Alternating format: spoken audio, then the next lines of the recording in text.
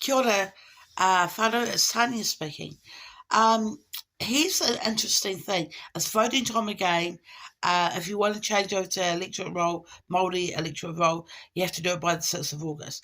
But, I've just done a post on that, how not all parties are on the electorate roll. And I think that it should be mandated that all parties have to have a Māori seat anyway, so it allows us choice.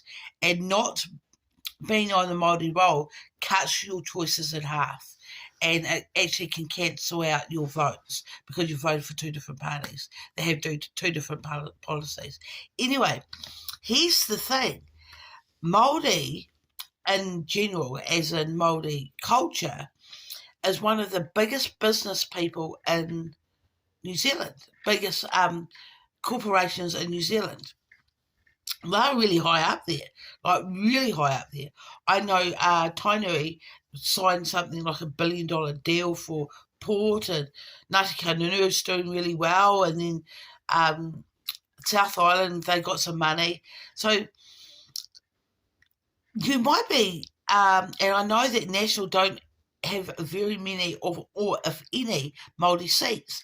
So you could be cutting your nose to despite your face, meaning that you might vote for something that increases more taxes on business and stuff like that, but yet your iwi is like really big in business. But when you're on the Māori vote, there's no parties that support business. And you might say, well, I'm not in business, and it's the iwi. But that money's your money. So just go in and ring up the electorate roll, 0800, I think it's 0880, it's 0800, I can't remember. Just Google it.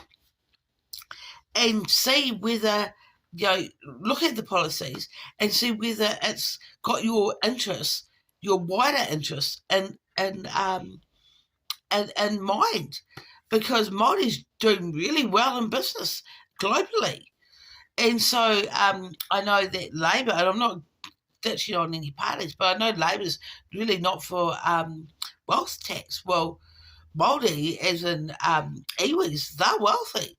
You might be voting for Labour or Greens, and you might end up, voting against yourself, Be really wise, even though it doesn't, and this is the thing, that lots of Māori say, well, I'm